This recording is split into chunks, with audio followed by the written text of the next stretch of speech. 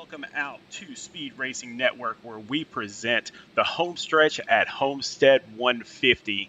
We're here at Homestead-Miami Speedway, and I am here with Jake Rowell, my co-commentator. How's it going tonight, Jake? Doing well, Sean. Doing well. Getting ready for this recruitment race here at Homestead-Miami. It's going to be a good one. Man, this is going to be a great league. This is going to be a great race. We've got a ton of great drivers out there already. Cannot wait to see what some of these new guys that we've never met are going to do tonight. Couldn't agree with you more, Sean. I think we're going to see, the guys that were running in our league last year battling up front, as well as some new guys looking to get into the league. Definitely got the itch to be out there, but glad to be up here in the booth with you. Well, man, I love having you out here, and I can't wait to see what you do this season. Jake is one of our drivers in the Cup Series, and we'll get to his team in just a second. But let's talk about this season a little bit. We've got 3 leagues in the series. So there's a truck league, an Xfinity league, and a Cup league. The Cup league is for the big boys, and that's who we got out there tonight, Jake. Like you said, we got the big boys out on a Sunday night, getting ready to roll here. 3 series, awesome league to be a part of. Can't be more happy for the season to start rolling off in a couple of weeks. Well, just to get into, you see on your screen a few of the items right there, but just to get into this particular series, 20 weeks, fixed setups. So basically, we've got some of the top iRacers out there that are going to be in this league, but because it's a fixed setup, Jake, there's all the cars are exactly the same. It is just driving skill. 100%. It's just like the IROC series that, NASCAR and a few other series came together to run. Best of the best, same car, equal playing field. Let's see what everyone's got. And these guys are paying $15 a week to get into these races. And so, like I said, $1,000 first place. So who can turn down $1,000 first place? I tell you what, it brings me back to watching Talladega Nights. Love that money. Money is awesome, and we've got all sorts of other stuff. In fact, we actually have a team championship as well. And Jake, let's talk about some of these teams because you know a lot of these guys. You drove with them last season. So let's start off with Bronco Motorsports. Yeah, Sean, this is a team that was a part of the league last year in Season 2 for MSM. Got some good drivers. I know they brought in some new talent as well for their Cup Series. Solid guys, clean guys, on and off the track. It's what you always look for on a team. Solid team right here. Yeah, next up we've got H2K Motorsports, and they're called H2K for hard to kill, and their leader out there, Joseph DuPont, if you get him on a road course, he's tough to beat. Oh, yeah, he is the Iceman when it comes to left and right, so always got to watch out for DuPont on those road courses, like you said. And you never know, he can surprise you here on a 1.5 mile or other type of track.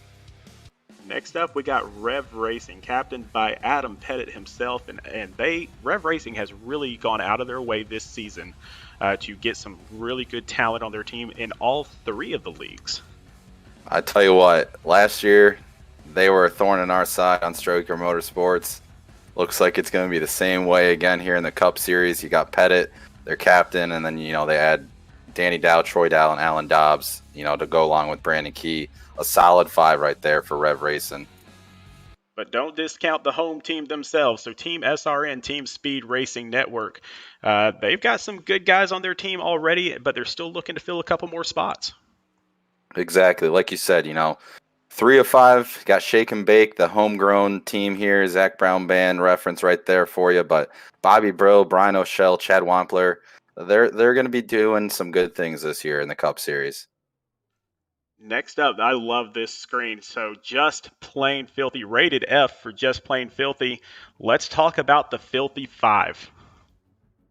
I tell you what, don't really know a lot about any of these guys outside of Brandon Browning, really good friend of mine. I've raced with Timothy Latham. He's always up front. Kyle Spees, I guess, was in the series last year. Good racer, always fast as well. But word on the street, Oscar Jensen is, just as good as Timothy Latham. So the Filthy 5 brings me back to the Red Wings days of listening to the Russian 5. Sounds like they're going to cause some problems in this league, but problems as in getting wins, finishing up front, doing good things here. Yeah, they're just a fantastic group of guys there. I cannot wait to see what they accomplish. But another group that's out there that already have their 5 ready to go. And if you look at these names, Jake, the R&D Motorsports, they've come to play. Oh, 100%. first on the list, Mr. Rutherford, tire saving king right there, as he's known. Justin Boyle's another great driver. Jordan Sailors, again, just clean, consistent. You're going to get you a solid finish. The guy, David Duke, who's behind it all for this team, I tell you what, you don't want to be racing David Duke for a win. Mitch Rollo, sorry if I'm mispronouncing that. Don't know him, so don't really know, but I'm sure he's a good driver if he's on David Duke's team. Absolutely. David Duke is a really, really good expert of talent, and I think we're going to see a lot of that talent out there. But let's talk about the really the team that I really want to talk about with you because you're one of the captains of this team, Roel Smith Racing. Tell us about it. Well, you see, that top guy there is myself, obviously. RSR Racing, something that me, Jacob Smith, and our other friend, back home in Michigan created a few years ago when we first got on iRacing. Our fruition has come true. We're finally a team in a league, me, Jacob, and then we added Dean Brummett, who was on our team last year for Stryker Motorsports. Hence why we got the lightning in the back. It's where we came from, and we're growing, moving on to the Cup Series. I am very pumped about this three and adding our fourth and fifth drivers to it. I think we're going to do awesome things this year. Really, really pumped. Glad to be up here in the booth though, because this is just going to be a whirlwind of fun right now. So I know that you placed really, really well at the league last year. Dean Brummett made it all the way to the finals of the league last year. The Stryker Motorsports is what you guys were called last year. You won the team championship. What made you move here to the Cup Series rather than sticking in the Xfinity Series where you guys completely dominated? Well, I just why continue doing the same thing over? I feel like if we would have stuck in the Xfinity series, it would have been the same result. Had anything insane happen, I guess. Dean was in the final five at Auto Club last year. I feel like I should have been there. Would have had a great chance at the championship, but we strive for greatness. That's what we're about. It might come off the wrong way to some people, but at the end of the day, you're out here to win. You want to go for wins, team championship. And obviously the drivers championship. We were trying to clean sweep them both last year, but fell short. So we're trying to do that at the highest level now here in the Cup Series. And like you were talking about, just more money. I mean, money is the way to go on this thing because, I mean, just jumping back a little bit, if you take a look here, so $1,000 first place, 600 for second, 350 for third, 225 for fourth, 150 for fifth, and that's not even including the weekly prizes that we give out, Jake. Oh, 100%. I mean, look at it right there on your screen, viewers. Second place in the Cup Series, you get more than winning the championship in the Xfinity Series. So money is king. Why not go for it all? I mean, it's worth the payout in the end if it works out well for you and your team. So that's why we're here in the Cup Series. And we do have a lot of new viewers out there right now, so let's go back over these series rules one more time for everybody while qualifying is finishing up out there on the track.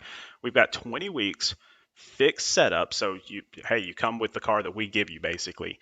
There are no fast repairs, and that is absolutely huge at this level, Jake. You make one mistake and it could ruin your entire night.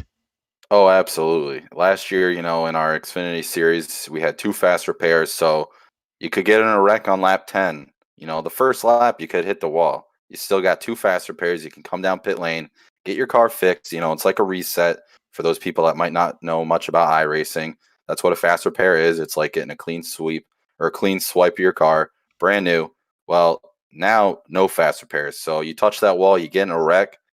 Got a long road ahead for you in the final, however many laps of the race you got. Yeah, it is really really rough. We actually broadcast a league that had no fast repairs this past season, and you would just be amazed at how much just one little brush of the wall really damages that car. iRacing's done a really good job putting that model together to where if you make any mistakes at all, you'll feel every bit of it. Oh, exactly. They've made it as close as you can get to the real thing, I believe. Some people might not say it is or whatever have you, but it's true. You hit the wall or you get into a wreck at a mile and a half. Daytona Talladega. It's tough to be up front, and that's why we're all out here on iRacing. We want the real feel, and that's what they've given us. Well, let's jump out there to the track here. We got about 30 more seconds in qualifying, and then we'll get everybody gridded up and get going. Tell us your knowledge about this track, Jake. Well, Sean, I grew up in South Florida. I've gone here plenty of times to see races. I love this place. It's multi-groove, especially now with their new update that iRacing just had. They put in a new physics where there's an air bubble up if you're riding along the wall on the outside, making the high line work. So you're gonna see a lot of guys ripping the top, trying to get that big run off the corners going down the straightaway. So you're gonna see 2, 3, possibly 4 wide, racing on these restarts, Sean, is going to be mayhem. It's going to be a lot of fun out there. And now that we've got all the qualifying taken care of, take a look and see who's in first place here. Dean Brummett from Roel Smith Racing, your teammate, and then Greg Wellen, an independent. We don't have him on any of the teams that I'm aware of right now, is there in second.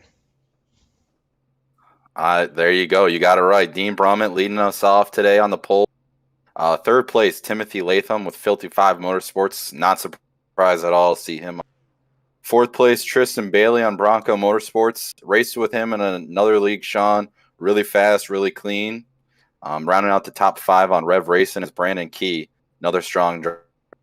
Yeah, the Rev Racing guys are going to be super fast. Mitch Rollo from R&D Motorsports, one of our first international people, so from Canada there. So then Gary, I am going to just butcher that name, and Gary, I can just completely apologize for that. So Lipinski, I'm just going to guess Lipinski. And then Jordan Sailors from R&D Motorsports in 8th. And then 9th place, we got Austin Green. 10th place, David Duke of R&D Motorsports. Again, another strong driver. And then his teammate right behind him in 11th, Justin Boyle. Rounding out the top 12, we got Brandon Browning from Filthy 5 Motorsports. Good to see him in the top 12 for qualifying. Yeah, I mean, that's just a studly top 12 right there. And so we're going to get down to the track. I believe everybody's trying to get gridded up right now, and we will find out what everybody looks like here just shortly. There they are. So we're about ready to go. There they are, right. Yeah, we're about ready to do this, Jake. And if you just look down that's a lot of cars on one track. Oh, absolutely. Let's see here. We got 43 entries here, Sean. So we got a full field. So let's hope these boys keep it clean for a while, get some green flag laps in. Should hopefully see everybody take it easy for the first few laps. Hopefully not a quick yellow or, a lot of cars taken out this early. But I think we're going to have a really good restart here with Dean Brummett in starting pole with Timothy Latham right behind him. I know Tim's going to want to get to that lead real quick. I do see that 4 people have not logged in, so we do have 39 actual cars on the track right now. But a little bit of interesting stuff here. Out of that R&D Motorsports, you've got 4 guys in the top 12 already. I think they're sending a message early, Sean. I think they're letting us all know they're ready to go for this, Cup Series season. They showed up for this recruitment race ready to go. They've been practicing, I would imagine. This is going to be interesting to see how all these teams line up. Well, we got Dean Brummett there in the number 25 Mountain Dew car on his outside, the number 94 of Greg Wallen, and then you see Timothy Latham there in that number 5 Silverback Tax Solutions car. I tell you what, Sean, they better be reaching up there and pulling those belts tight one more time because they are coming to the green right now. Pace car's off, green flag is out. Dean Brummett's going to take that green flag, and he comes across the start-finish line, gets a nice little lead on Greg Wallen already. Oh, and looks like we got a 2-wide battle there for about 6th place right now. Dean Brummett stretching it out, though, and look at that. Timothy Latham already into 2nd place there, tracking Dean down right in his foot tracks. See how they go into turn 3. And we'll definitely be talking. Oh, there goes Timothy Latham up to the outside already. We'll cut right back and see exactly where he's at here. But he's going to fall into line coming across the line for lap 1. And this is what I was saying pre-race, John. It's going to be interesting to see where these guys start running. On fresh tires, start of a run, see if they start moving up the track, getting closer and closer to the wall with the new physics system that iRacing has put in. It's going to be real interesting. Looks like Dean's just kind of controlling it right now. Kind of shocked to see Tim not really trying to get by him, though. That's kind of just his MO.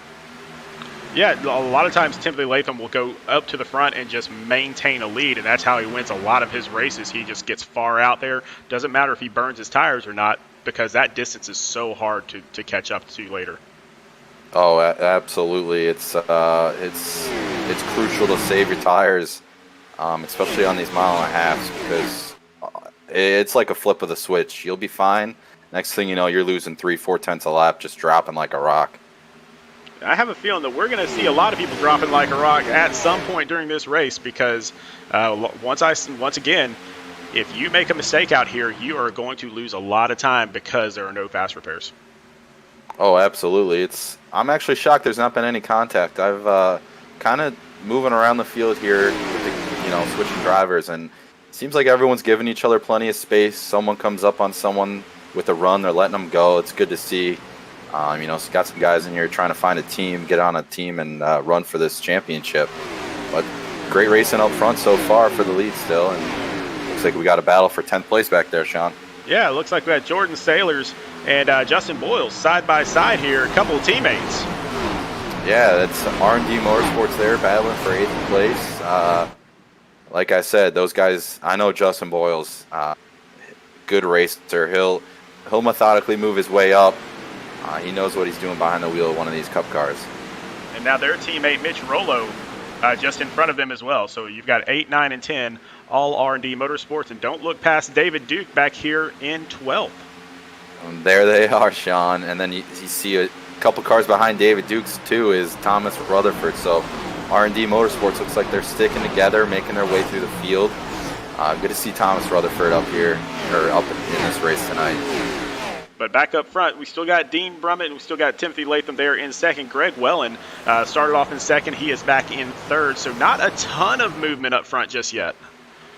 No, not at all. And, I'm kind of shocked to see it. I just don't know if guys might be taking it easy. Maybe it's that no fast repair, making guys kind of second guess. Oh, sorry. It sounds like someone had an issue. The 17 car might have been put into the wall there, Sean. Let's go back and check this out. We got a lot of race. Oh, and yeah, he's up in the wall right now, that 17. Absolutely. Just doored by I don't know who that is. That's not Rutherford. That's just a custom number, but it was that 4 car. Looked like a Kevin Harvick's paint scheme, but that 17, definitely big damage through 1 and 2 that last time by. Yeah, that's going to be really, really rough with 92 laps to go. Looks like he's already kind of slowing up a little bit, Mr. Wyatt Fink out there. Definitely, he's praying for a yellow quick, hoping that when he pulls into pit lane, his damage is somewhere underneath 30 seconds of optional repair, or else, like you said, it's a long way to go till that checkered flag for that 17 car. But looks like we got a battle for second place heating up, Sean, with Timothy Latham and Mr. Wellen. Yeah, Greg Wellen right on the bumper of Timothy Latham, just kind of biding his time right now. It's good to see, other guys that we don't know up here battling guys that we do know that we consider one of, some of the top guys in our league. So this is actually pretty exciting to see, these guys that found this recruitment race, giving these proven veterans run for their money, so to speak, tonight. And so Greg is just kind of trying to find a way around Timothy. And while all that's going on, Dean Brummett is doing nothing but smiling because he is almost a second ahead of Timothy now. Oh, yeah, I know Dean's probably in there going, that's spicy in my rearview mirror as he looks back and sees a battle for second place. Because the longer these two battle it out side by side off every single corner, Dean Brummett's just going to be able to start pulling away slowly but surely, increasing his lead here at Homestead. We're going to jump back just a little bit because there's another battle heating up right here between, it looks like Simley. So that's Scott Simley and Justin Boyles in the 8. Yep, looks like Simley's going to get the run down the front stretch on the bottom side at a 4. That's pretty interesting to see here at home. You'd think the higher line's going to get a bigger run down the straightaways. But, Boyles knows what he's doing, so maybe he's just saying, oh, we got a yellow on the track. Got a yellow.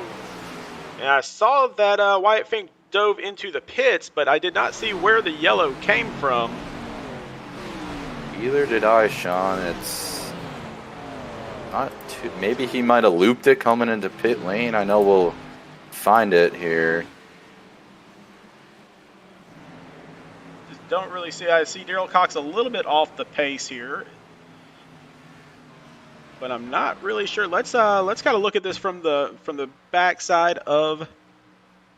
Well, if it will allow me to take a look, I don't believe it is going to allow that at this point. Interesting Oh, I stuff think there. I might have found. Oh, maybe not. I don't know what happened there, Sean.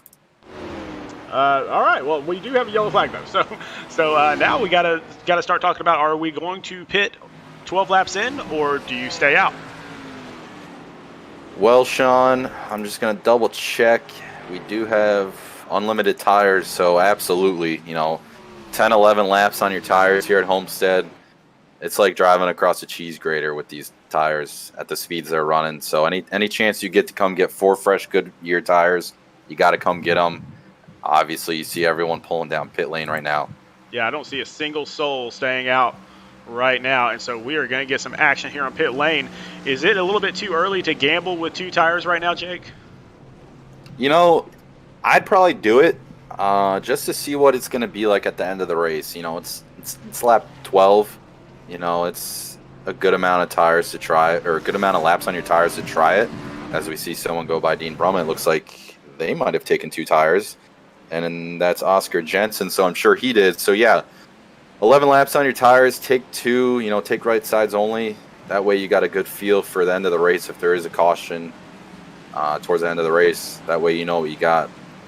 We're going to try to go back out and see if maybe we can find that wreck replay again, but for whatever reason, our cameras did not pick it up, so we apologize for that.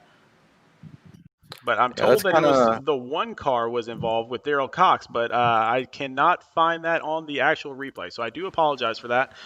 We will try to do better in the future. We're getting all these glitches out right now, but there is the number 1 of Daryl Cox coming out of the pits. It looks like he might be lagging a bit, so I wouldn't be surprised if it cut out as he wrecked or something like that, Sean. That seems to be the issue right now with it does look like it happened on the front stretch going into 1 at some point, because it cuts into him kind of just sitting there a little bit. Yeah, man. Fun part about computers and technology is sometimes it will fail you, and that's what happened just now. But right now we've got Oscar Jensen up on the high side. He is our leader in the number 47 car. Yeah, it's going to be interesting to see here. Did not know you could pick what lane you wanted as a leader in a hosted race. That's good to see. So that's going to be interesting to see how they go into 1.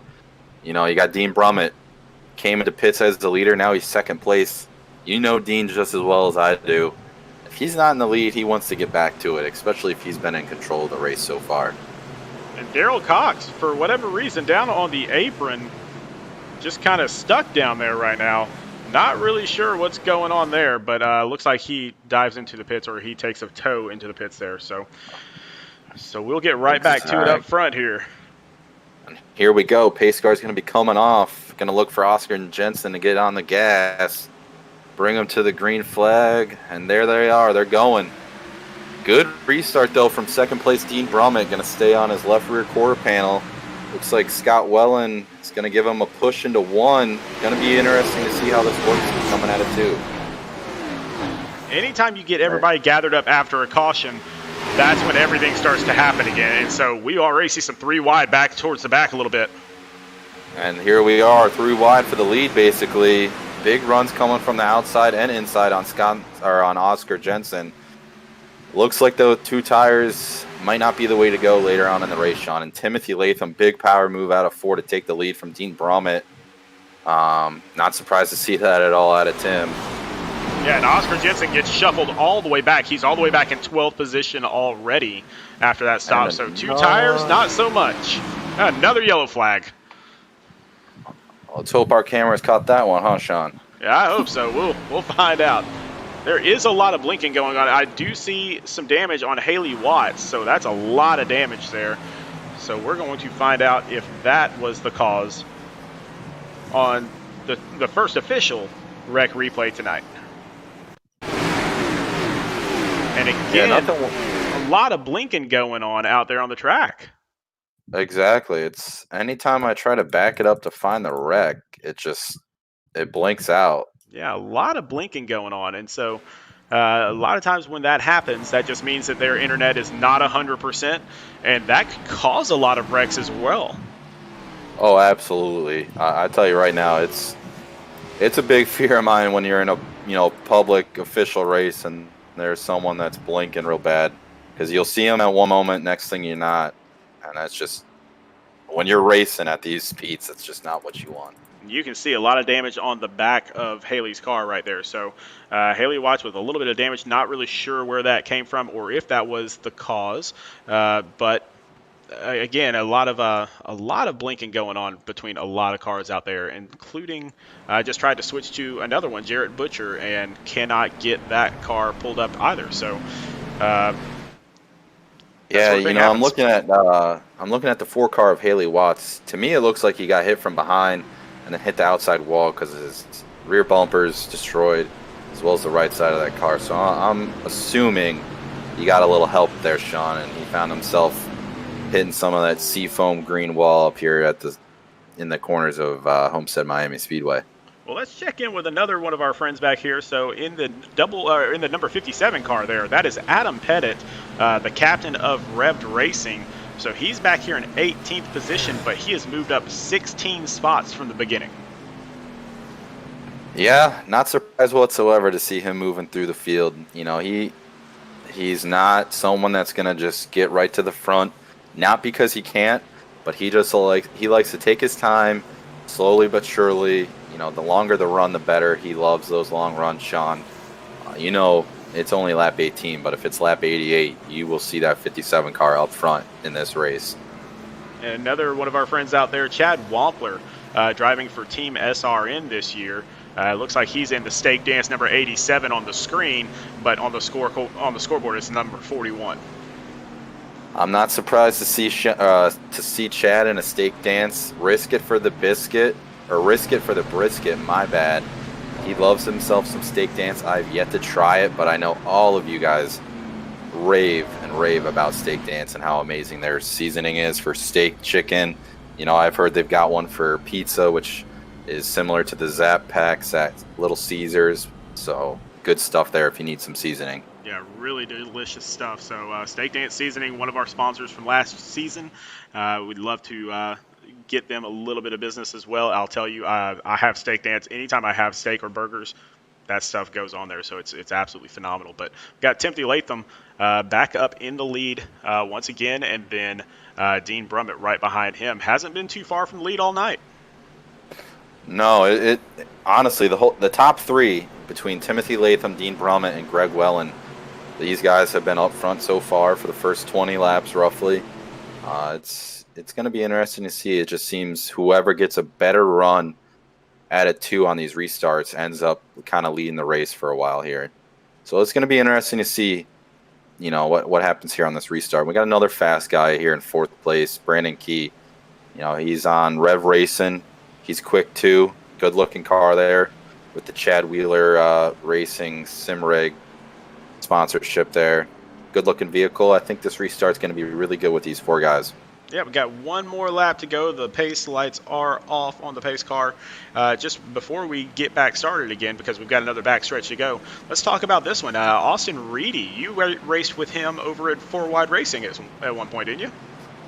Correct. Yeah, Austin Reedy raced with him in 4Wide Racing as well as Pure Speed E-Series. They're kind of run by the same guys. Really good drivers. He's on Bronco Motorsports now. They're revamping their lineup for the Cup Series. He's always up front in that league, running against the competition there. Not surprised to see him up in the top 12 so far here. He's a quick guy. He'll get used to racing with these guys. That's another thing too, Sean. All these new guys coming into our league that might not have raced with any of us. Just kind of got to get used to how guys run and things like that. So good to see him up front. Good showing for him on his new team of Bronco Motorsports.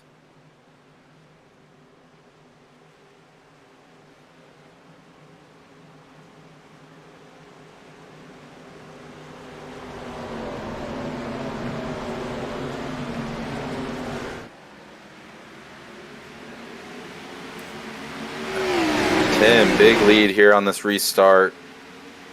Brandon Key trying to get to the inside of second place Dean Brummett. But like you said, Timothy Latham just pulling away here so far through through turns 1 and 2. Down the back stretch they go. Our top 3 right now, Timothy Latham, Dean Brummett, and Brandon Key. Down into turn 3. I'm very, very surprised to see guys running the low line. I know that's been fast on iRacing. But like I've talked about so far, that new update with the aero bubble along the wall, I'm surprised guys aren't trying that. Try to rip the Kyle Larson line and get big runs out of the straightaway, or out of the corners on the straightaways. Oh, another yellow flag. Looks like big damage, and I'm listening to the race chatter as well, Sean, and oh yeah, we had a big wreck down the front. He was barrel rolling, Sean.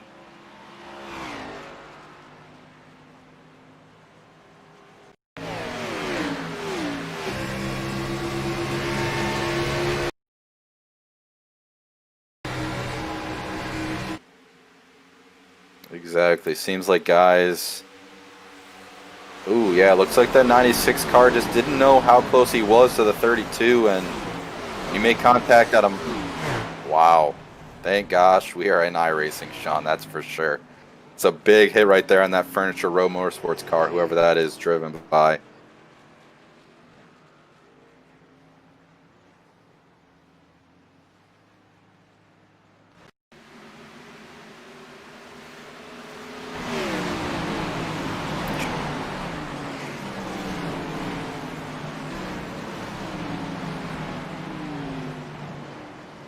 Yeah, and he's left. Yeah, he probably hit the wall, blew his motor, and at that rate, Sean, with no fast repair, you're out of the race, unfortunately. But man, that's just a hard hit here.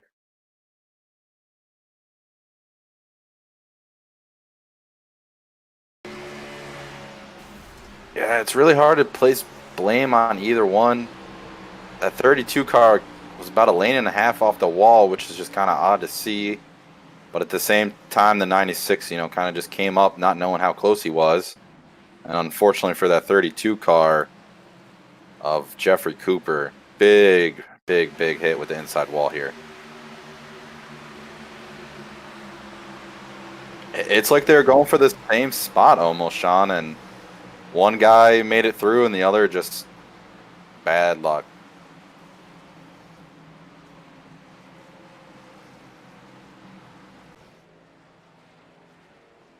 Oh, absolutely, and it brings it back to like what I said. If you've raced with a guy for a while and he comes off the corner not really near the wall, you're gonna know that and give him some extra room. And unfortunately, I think that's just product of two guys that might not have ever raced next to each other, just coming together. And looks like we have another wreck under the yellow flag too.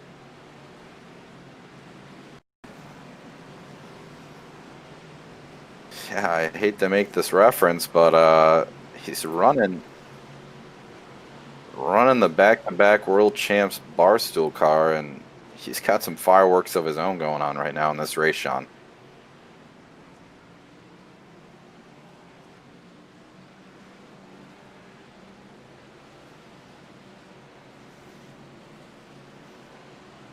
And honestly, looking at the replay, he did the right thing.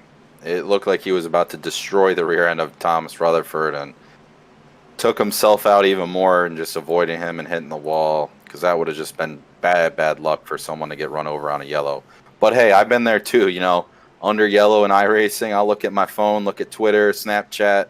Next thing you know, you're coming up on the field and you gotta slow it up.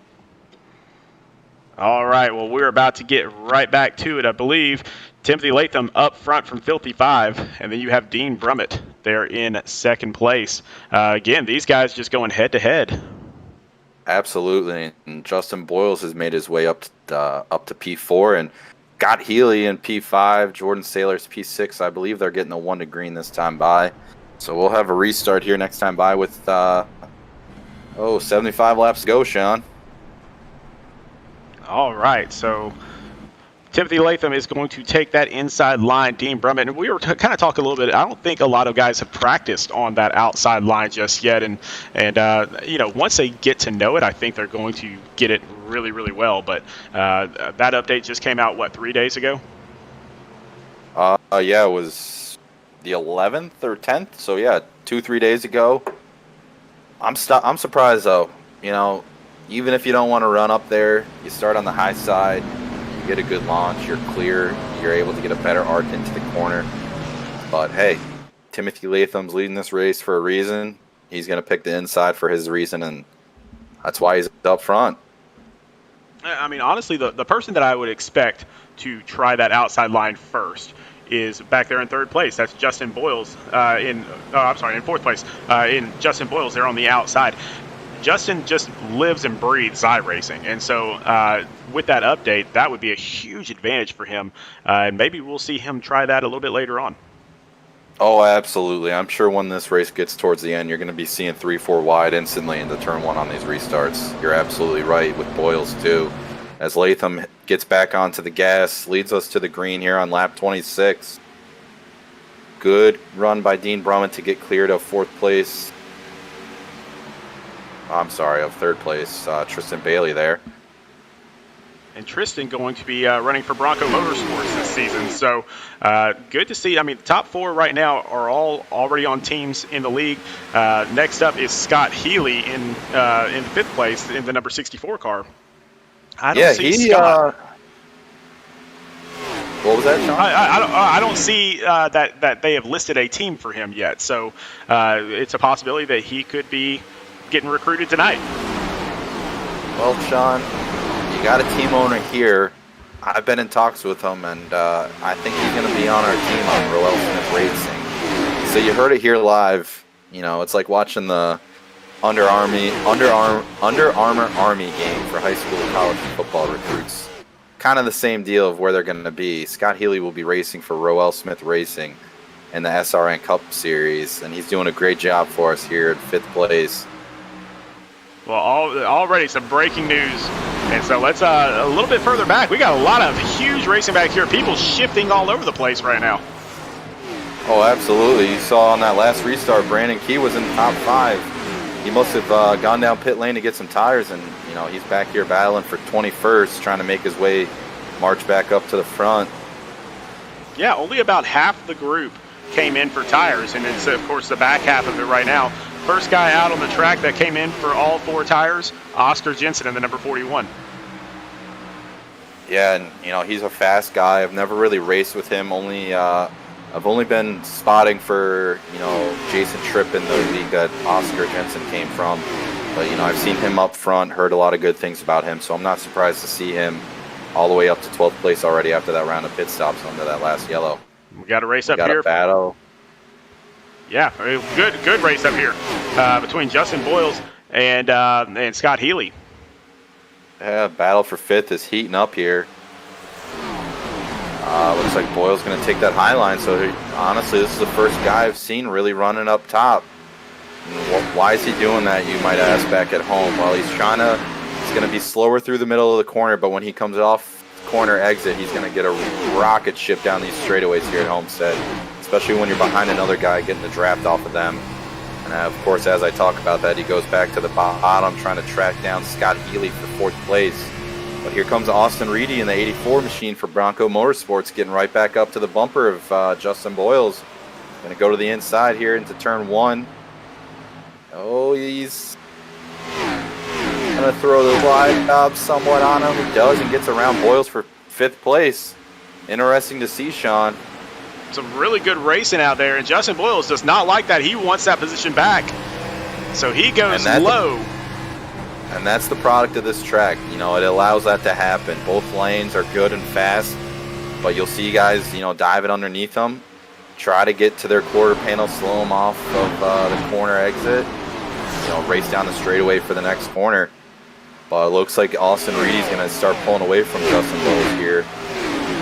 But, hey, Boyles knows what he's doing. He's saying, hey, go ahead. You want to burn your stuff up? I'll pass you in, 15, 20 laps if this thing keeps going green. So I'm not surprised to see Boyles not really fighting too hard right now. I will say, though, it looks like the battle for the lead is tightening up with Dean Brumman and Timothy Latham. Yeah, it looks like Timothy he's still out there, but now these guys last pitted on lap 12. And so I think they were expecting more yellow flags, and so this could be a big issue for them if this thing goes green any further. Absolutely, and I'm just going to check here real quick. So Oscar Jensen is still back in P13. So these guys don't have to worry about, new tires coming and running them down, because it seems like it's kind of leveled off for Oscar. So the only thing that they can worry is just if this does stay green, they'll be pitting earlier than anyone else that just pitted for tires and fuel because of their fuel level. But these two know what they're doing. I'm certain they'll make the right choices. Oh, we saw Greg Wellen. He had crashed. He was on the infield there, as well as, I believe, Larry Eddy wrecked as well. And I believe Larry Eddy has left the race now. So now we're starting to lose some people here just because damage on the track. Oh, absolutely. That's the thing. No fast repair. If you get yourself in a bad situation, your race can be over in a blinking of an eye. And there's no point of sticking around, unfortunately, if it's that bad of damage. But at the same time, that does just create better racing. As you see there, Alpha 2, a battle for, it looks like, 6th place between Alan Dobbs and driver the number 23 machine. Yeah, that's Matt Cook, and the number 23 is what it's supposed to be. It's the number 3 on your on the car. But Matt Cook up there having a really great race. Started off in 20th position, now all the way up to 7th. Absolutely. These two are moving their way up to the front as you saw him go by Justin Boyles, who seems to be falling off a bit. Don't know if maybe he got into the wall or something. He's just under attack from a lot of these guys from behind, including that R&D Motorsports David Duke, passing his teammate possibly here shortly. Oh, he's already gotten around him, Sean. I misspoke. David Duke's going to go to the inside of Matt Cook. Oh, they touch. Little bit close racing here, and David Duke is one of those guys that he is a very aggressive driver on the track, but he also makes really good decisions. So, I mean, he'll get himself out of that before he goes bumper to bumper with you. Oh, absolutely. As you saw right there, he kind of let off away. They didn't have the same issue as that 32 car, and they were flipping down the front stretch, and David Duke let off, but hey, he's around them at a turn 2 and marching on forward for 5th place ahead of him. Yeah, this top 7 or 8 kind of starting to space out just a little bit. Let's jump back a little ways to the number 55 of Jordan Sailors, doing a little bit of battle here. That's Oscar and that number 41 on the screen. He's the number 47 on the score. Yep. Oh no! Here we go, Adam Pettit. Oh no! Jordan Sailors, Adam Pettit get together. No yellow though. They're still green, so that's tough right there. They looked like they were 3 wide, and Pettit tried to give room to the inside car, gave him a little too much room, and got into the left side of Jordan Sailors, and that almost sent them both around. I'm pretty sure Pettit's going to have some damage that he's not going to like. His left or front right is definitely crinkled. Got some hood damage as well, Sean. So that's just going to be a big old parachute on the front of that 57 car. Yeah, and no yellow. No yellow. That's going to be tough for him to come back around. I mean, he needs a yellow flag right now. That's all he can do. Oh, absolutely. I mean, it's just going to hurt him more and more the more green flag laps they go if this stays green for a while, because he just lost time from the wreck, and now he's going to be a lot slower than these guys. Up front, they're going to be starting to close in on him to lap him. And you can see that Latham is actually starting to pull away just a little bit, maybe a 1/10 of a second per lap. And so Latham's got something dialed in. Let's see what it looks like as they come across the start-finish line one more time. Yeah, it looks like he distanced himself just a little bit more. So Latham's got it on lock, but Dean Brumman is just kind of biding his time. There's still more than half this race to go. He's not worried right now. Oh, absolutely. Lap 42, got the leader right out your windshield. Nothing really worried. He's getting bigger this lap out of his windshield. It's not like he's getting smaller. So it'll be interesting to see this lap time interval between these two leaders here. got a lap car. Looks like they're going to give way to the leaders. That's always good to see as they dive here down in turn 1. No, Latham still got oh, no, I'm sorry. I'm looking at that all wrong, so I apologize. Yeah, Dean is catching him right now. So that's the opposite direction. So Dean is actually catching him each lap. Sorry about that. Oh, yeah, Dean nearly 2/10 quicker than Latham that lap. Looks like Dean's kind of found something here as this run's progressed. You know, it might even be learning from Latham. You know, you get to see, as that view shows, you know, you get to see where you're better or you're worse than the guy in front of you. So you get to work on your line and try and pass them that way. It's always good to see. And Latham that lap a little quicker than Brummett. But hey, they're right there. 2/10 separates them. I think, you know, if I had to make a shot or make a call of who to bet on for this race, it's going to be between these two right here, I think, for the win of this race tonight. So Sector 1, Dean Brummett was better in turns 1 and 2 there. Let's see what it looks like through turns 3 and 4. And so this is how you get better. Oh no, we've got another yellow flag.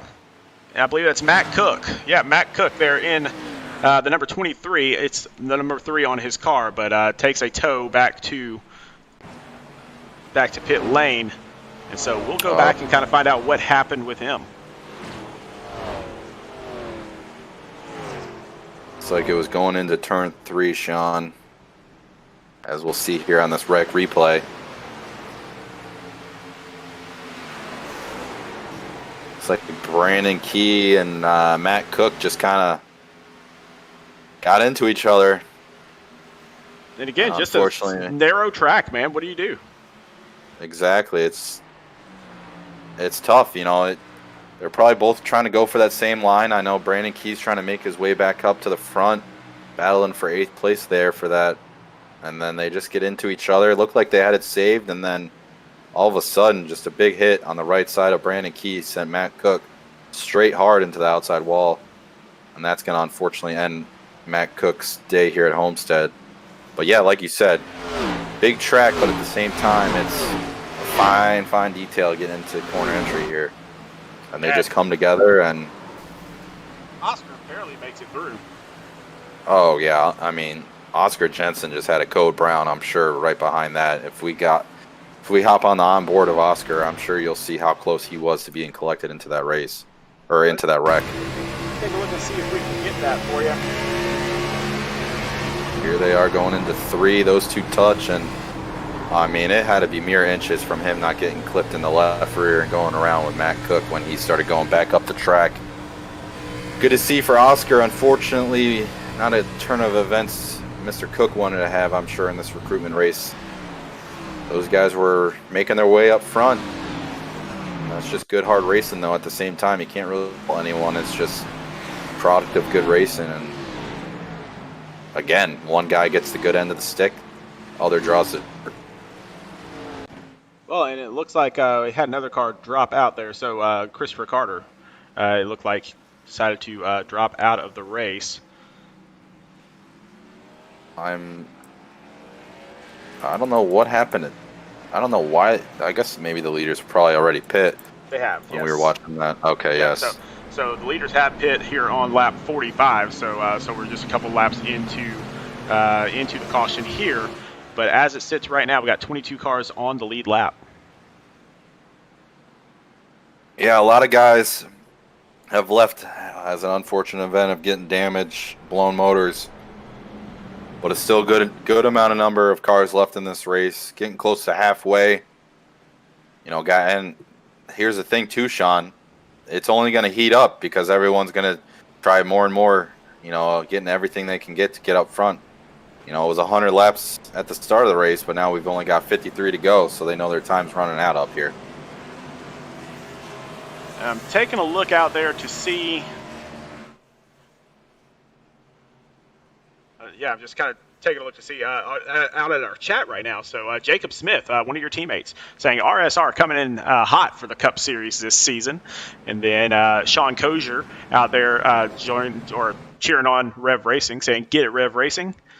And then it looks like Jovi, and Jovi was in our Xfinity series Recruitment Race a couple nights ago.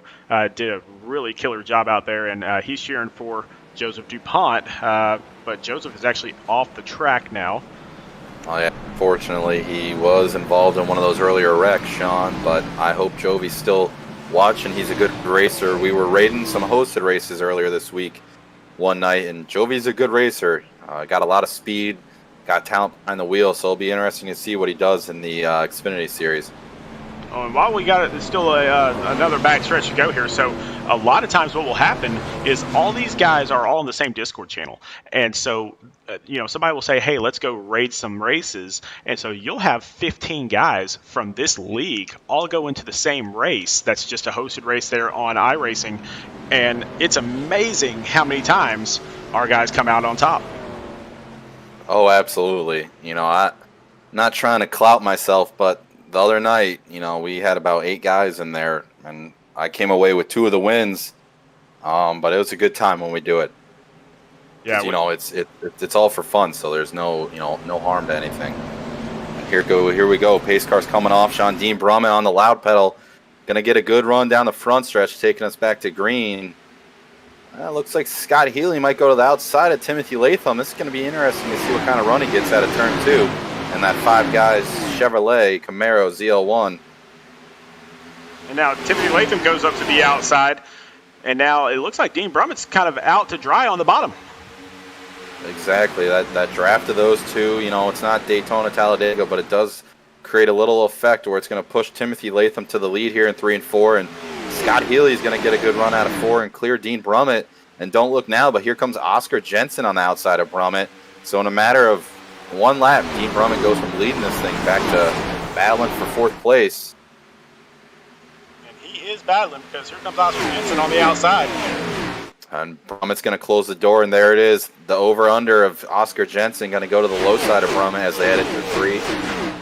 It's going to be interesting to see how Brummett reacts to this.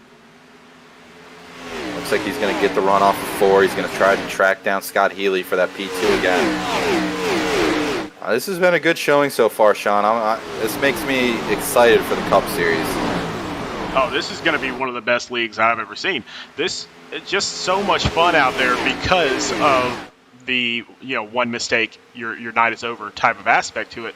And a lot of drivers don't understand that because typically in iRacing you get 2 or 3 fast repairs.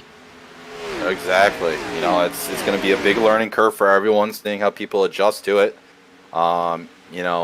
Speaking on my own, because I'll be running it, I like to think I can put myself in positions to not get into the type of wrecks we've seen so far. But at the same time, you just never know what's going to happen. The same thing with Oscar Jensen, how he avoided that last yellow could totally go the other way, and he could have gotten collected trying to get around it. Looks like Justin Boyles has fallen back to P13. I'm really shocked by this, Sean.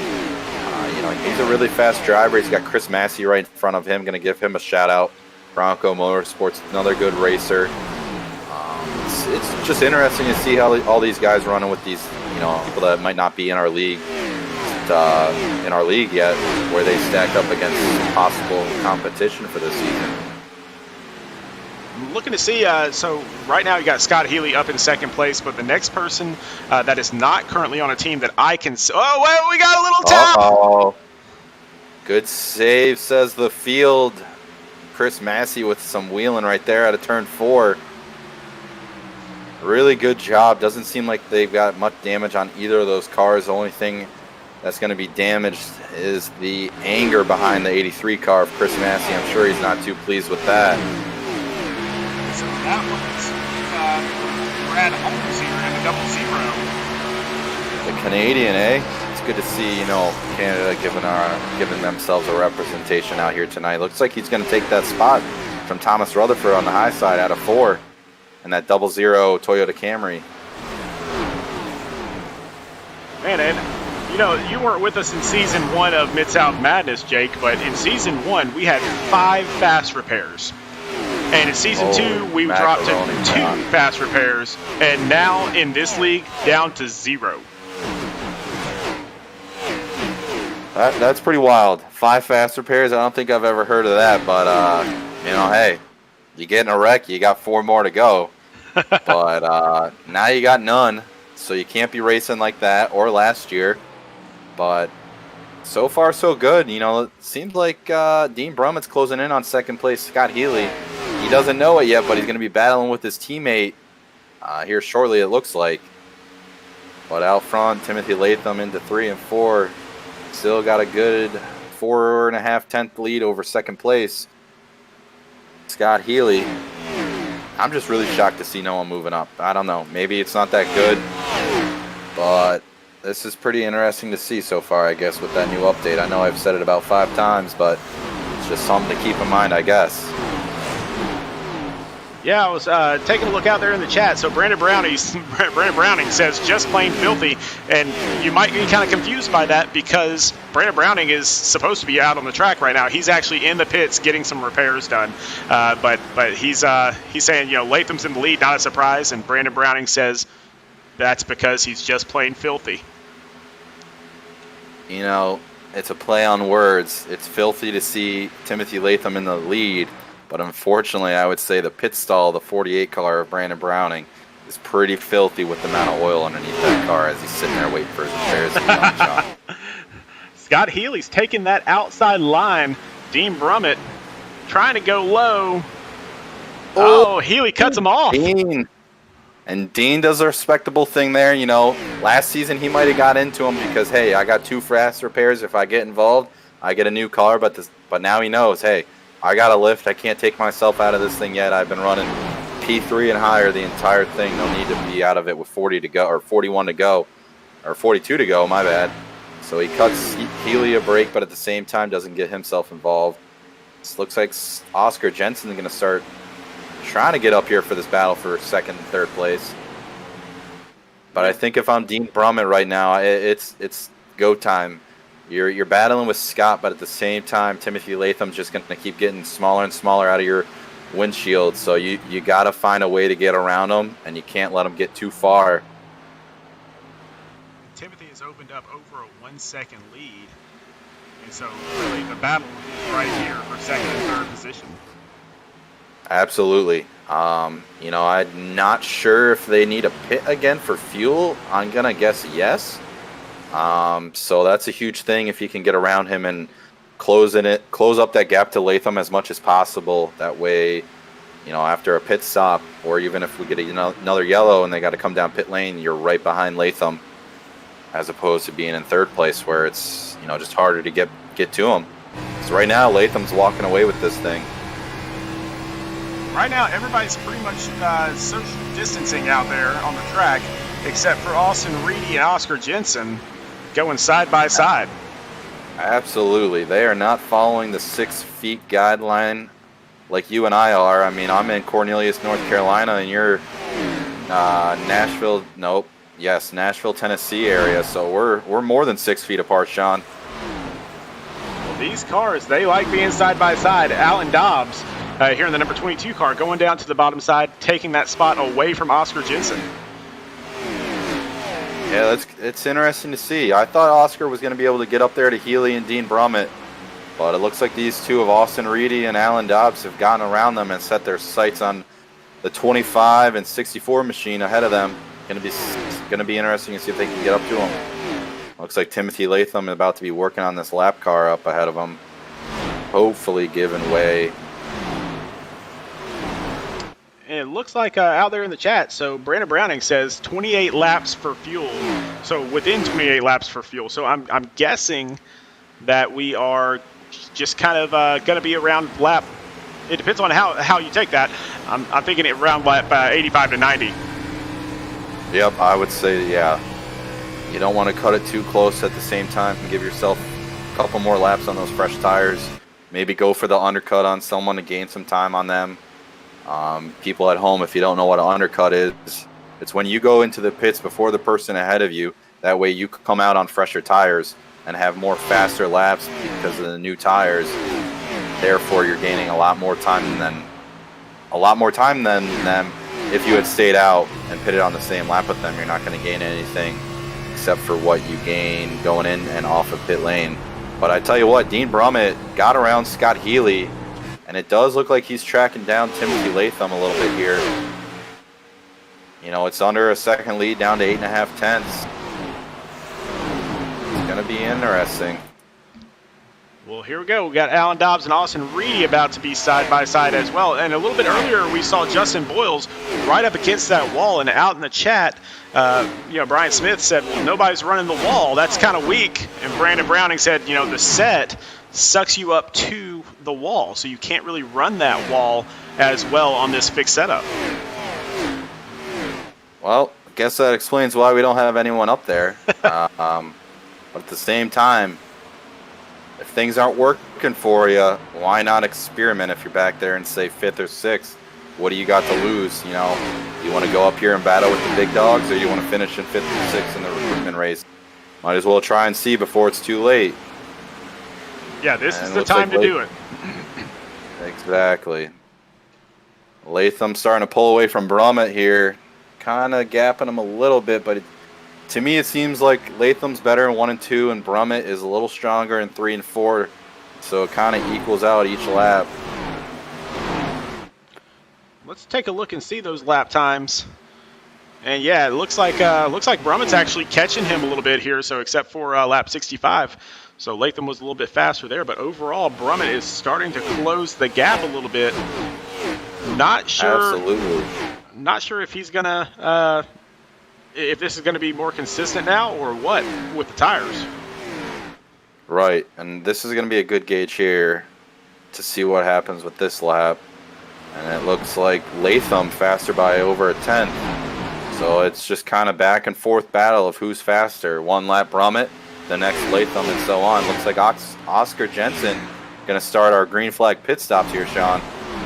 Justin Boyle's coming out of the pits now. Jordan Sailors as well. So we are starting to get to it. And I think this is, so if what Brandon Browning was saying, 28 laps for fuel, we're going to have some people try to play fuel strategy here. Oh, absolutely. And sorry to say it, I know Dean will probably re-watch this. Fuel strategy was not his cup of tea last year. I know it's going to sting him, but he lost 2 races to it, to Bobby Brill both times in our Xfinity Series last year. So if I'm Dean, I'm not trying to pull that again and lose another one. Although it is a recruitment race, so it's not going to necessarily count. But Dean Brummett, he wants that for his pride. He wants this win tonight. Oh, yeah. I mean, we know it's just a recruitment race, and, if you're going to experiment, then now's the time to do it. But if you're within the top 5, you want that win. Oh, absolutely. And, going into the season, our top 2 right now, Latham and Brummett, are going to be 2 of the stronger guys in the Cup Series. So it's kind of like a, hey, I did this to you, going into it. I one-upped you, but we'll see how it ends up here with 31 to go, Sean. It's going to be interesting to see what these 2 leaders do with the pit strategy. Of course, that is if it stays green. Well, here's something a little bit interesting. So Adam Pettit, remember, he kind of got spun a little bit earlier, and now here he is up in 15th. He's back on the lead lap. Yeah, he must have got that car fixed, or just the talent alone of Adam Pettit on a longer run with old tires with damage. I'm going to look on my screen to see if he still has damage. That's pretty impressive. Yeah, he still has that damage from that earlier incident. Here he is in 15th place.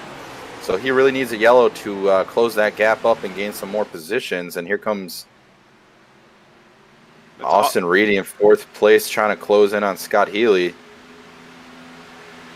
Good battle so far with here in the top 5 with these 5 drivers. And now Timothy Latham down to half a second. And so Dean Brummett has really been doing some work as we get to about 28 laps to go. It's just a matter of when are these guys going to pit. Oh, absolutely. Brummett's on the charge right now. It's down to 3.5 tenths. He is closing in on Latham as they come through turns 3 and 4. I think you're going to see this battle close up, and then it's really just going to be a matter of who gets on and off a pit road better. Don't speed, hit your marks, hit your box. Don't make any sort of mistakes that could widen the gap between either of these drivers.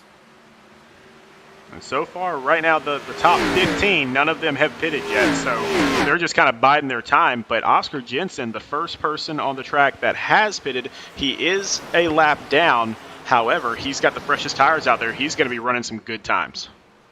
Absolutely, and that's the thing too. Like you said, he's the first guy a lap down. So if a yellow did come out, he would be the lucky dog. So he gets that lap back, and he can pit. He can pit as well, so he doesn't, lose that opportunity, and he'll be back on the lead lap. And however, though, Dean Brummett here really warming it up here with Timothy Latham for the lead. Going to be interesting to see how he decides to get around him, because he has run him down, Sean. He really has. Out there in the chat, so Dan Shoots, I believe it's Shoots. I'm gonna guess on that.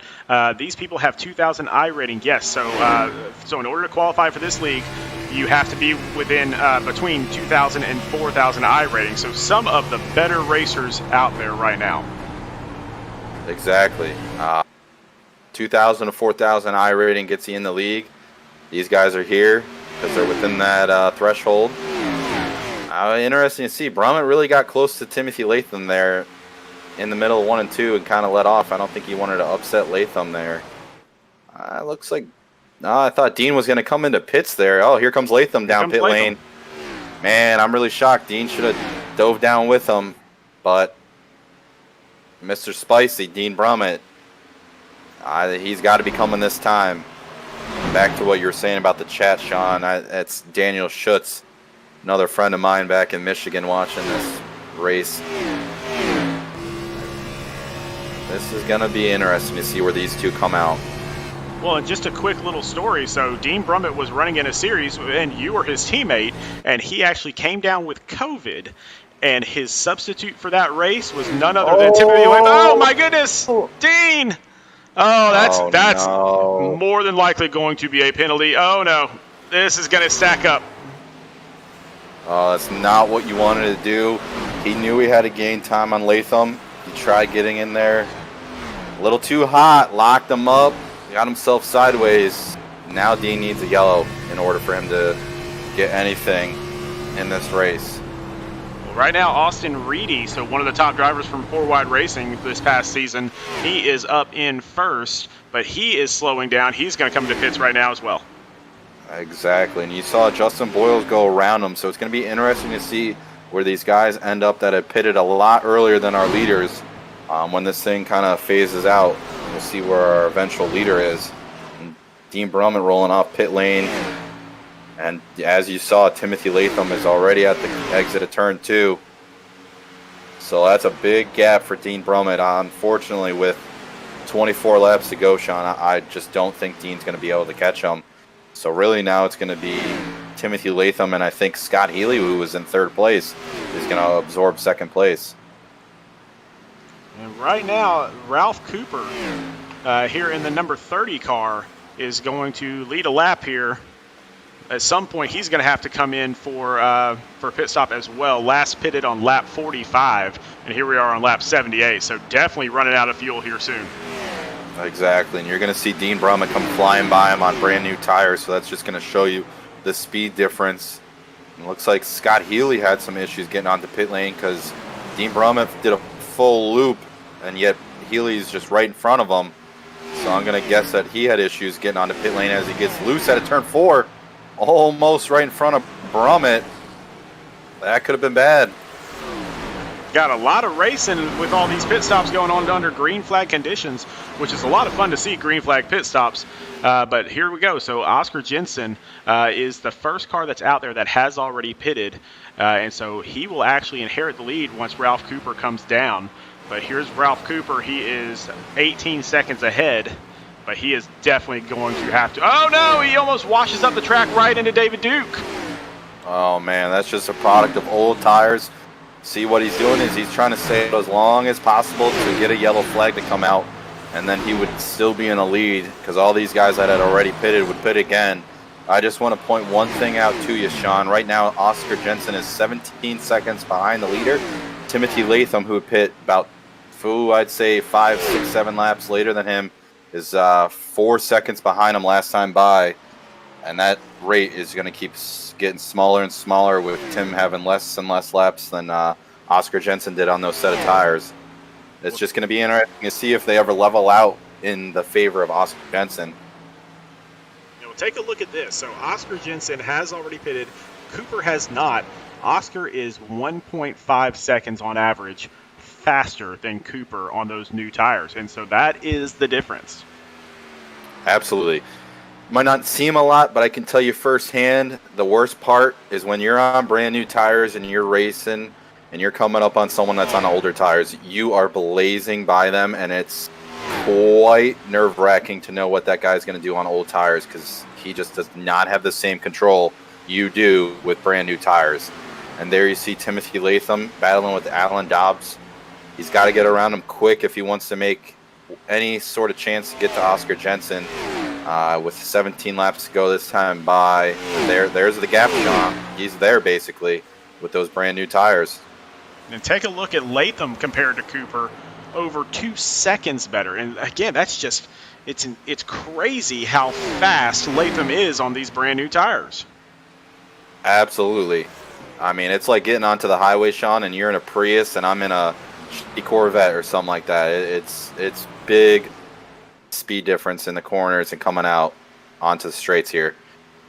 And Latham, I think, is going to get the command of this race once it all phases out of these green flag pit stops. I'm really shocked to see the 30 of Ralph Cooper still out there. He's got a 14-second lead on these guys. He just needs a yellow, and he's golden. Yeah, that would be just crazy for him. But there he... Oh, no! Oh, and he almost got it. And that's Haley. I believe that's Haley Watts. I was going to say the 4 car of Haley Watts, I think, thought he was at the Roval, if you ask me. Looked like an entrance to turn 1 at the Roval. Good save, though, down the front stretch. Ralph Cooper probably was a little nervous there, probably caught his breath seeing a car head for the inside wall that fast. In iRacing, they just kind of shoot back up the track, and that's a scary, scary thing to see out your front windshield. And right now, we just got confirmation that Brandon Browning has now shifted gears. He's no longer a driver out there. Now he is the crew chief for Oscar Jensen. Well, there you go. Hangs up the helmet, puts on the headset. Good for you, Brandon. Helping out your teammates when they need it. But Ralph Cooper is stretching this so far. It is amazing how far Ralph has stretched this. Last pitted on lap 45. You can hear how off the gas he is. Oh, I'm sure he's taking a page out of Brad Keselowski's book, just clutching it, getting into the corners, trying to get every extra drop of fuel he can into this car to go as far as he can. Well, so 14 laps to go, so that would require a 55-lap green flag run in order to make it. I don't think I've ever seen that, Jake. I tell you what, if he pulls this off, I will be absolutely stunned. I just want to throw in a piece here. Brandon Browning said he put the headset on to be the crew chief of Oscar Jensen. Just went over the radio chat and said he saw a piece of debris on the backstretch to race control Jason. Kind of sounds like he's trying to turn into a lobbyist for his team as well, Sean. Brandon Browning always having great fun on the track, so man, just love having him in this league. I was able to call a lot of races with him, broadcast a lot of races with him this past season. Man, I love talking to that guy. He is just so much fun. Oh, absolutely. Whether it's iRacing or any other game that he plays, he's a good guy to have around and hang out with.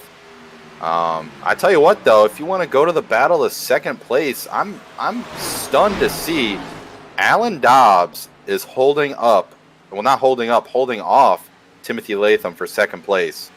Alan Dobbs, one of those racers for Rev Racing, and they gave him that spot on Rev Racing really, really early in the process, so he must have shown them something good.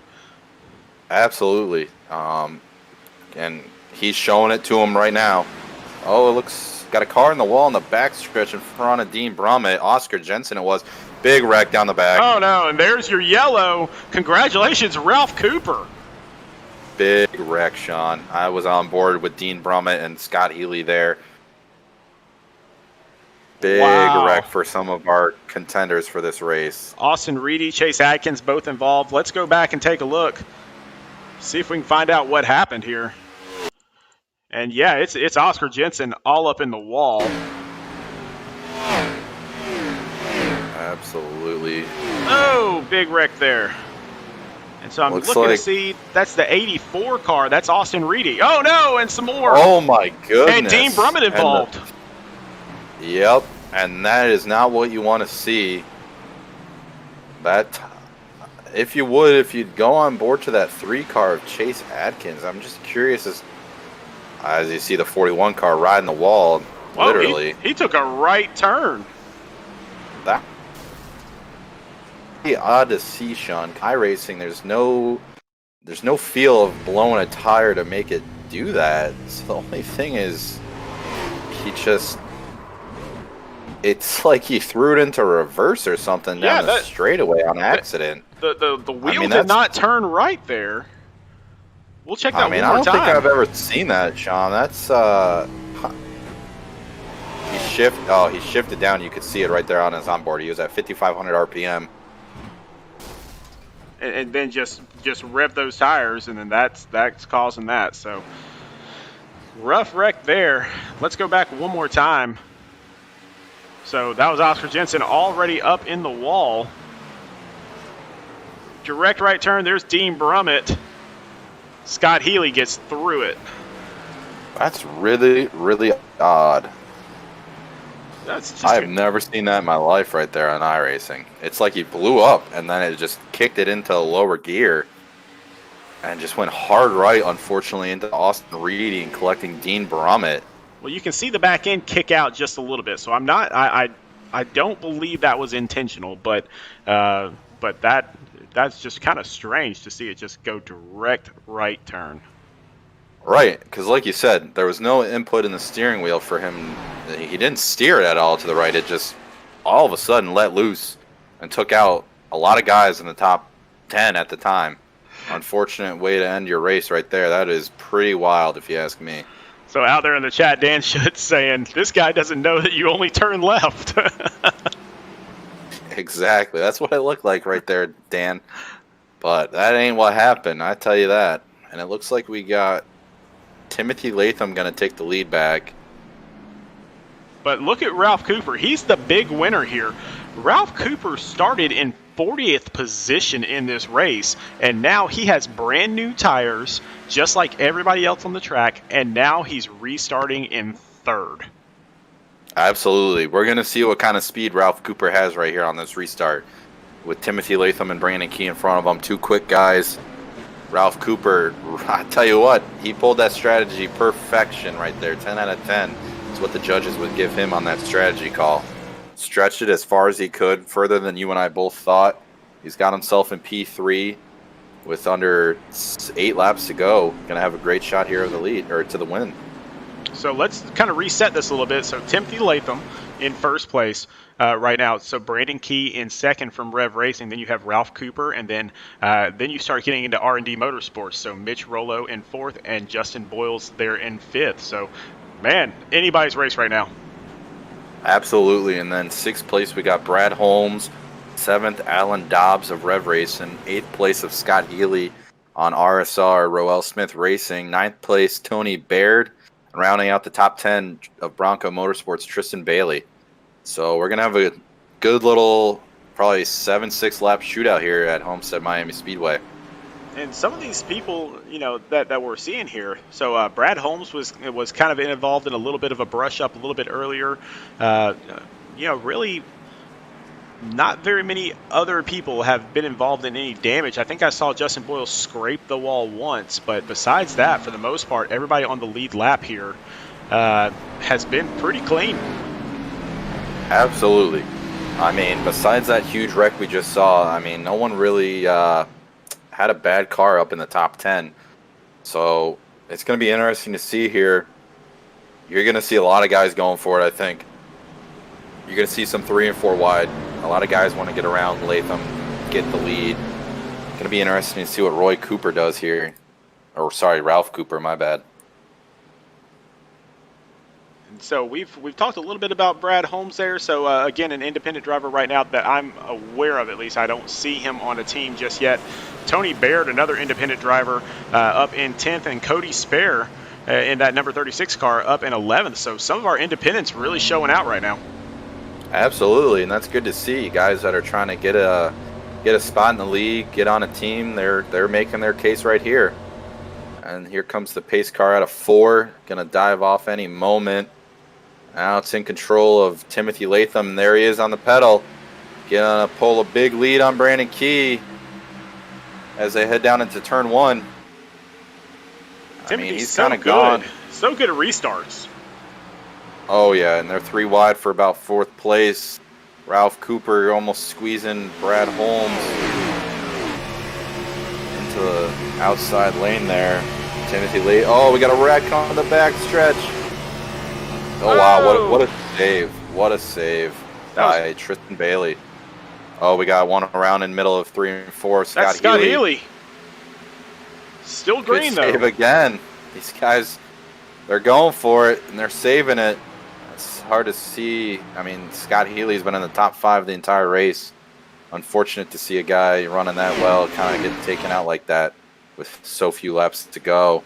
But Latham is just pulling away, trying to break the draft. That's what he's doing down the straights, pulling down to the inside a little bit. And here's Mitch Rollo, 2nd place now, gets loose in front of Brandon Key. And Brandon Key taps him around. Oh, huge wreck. Huge wreck coming up. Absolutely. Oh, huge wreck from the 36. Lots of cars collected on this one. Oh, man. We are going to have to sort out a lot of this damage.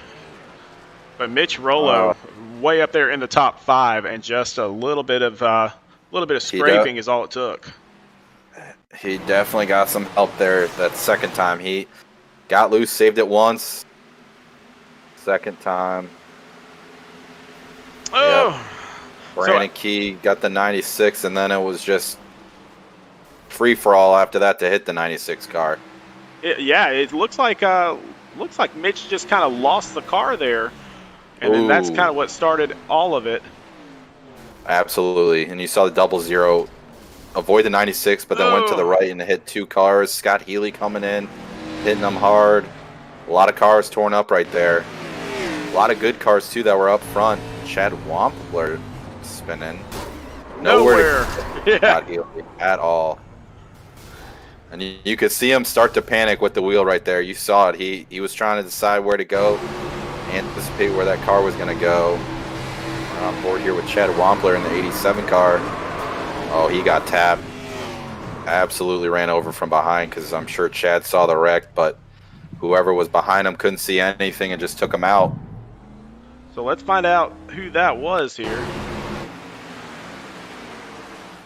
Looks like it was Oscar Jensen. Yep, just taking the house key to Chad Wampler, taking the home right there, if you ask me. Just using up all the room on the inside on Chad Wampler. So a huge wreck. Oh, there had to be, what, 10 cars involved in that one, Sean? Oh, definitely. And this is where it all started. Mitch Rollo just kind of gets a little loose in 2nd place at the time and just loses it. Yep, the 2nd time it happened, Brandon Key had nowhere to go, no time to react, just kind of helped. Wow, big hit there by the 64. But yeah, like I was saying, 2nd time he got loose, Brandon Key kind of just had nowhere to go and sent him around even more, unfortunately. Wasn't intentional, but that's just how it is in racing when you get loose that close, hard racing. So now Timothy Latham. Go ahead. 3rd place still, Ralph Cooper. That strategy is going to work off. He avoided the big one here at Homestead-Miami Speedway. Not used to saying that one, I'm sure. Well, I was just going to say, yeah, he's in a really good position. But look at 4th place, Alan Dobbs. He has got some serious damage. Still in 4th place, but yeah, he was definitely involved in that wreck. I don't know, man. Can you finish the race with that? Oh, you'll finish, Sean, but you will not be finishing 4th place, I can tell you that. It's going to be a matter of time. I'm sure that engine's probably a ticking time bomb right now for it to just blow up. But hey, you never know, I guess. We're about to find out if he doesn't come down pit lane. Well, we are still under caution as we come around, I believe, turns 3 and 4 here. So we are going to possibly get the 1 to go. And so we're going to get back to it.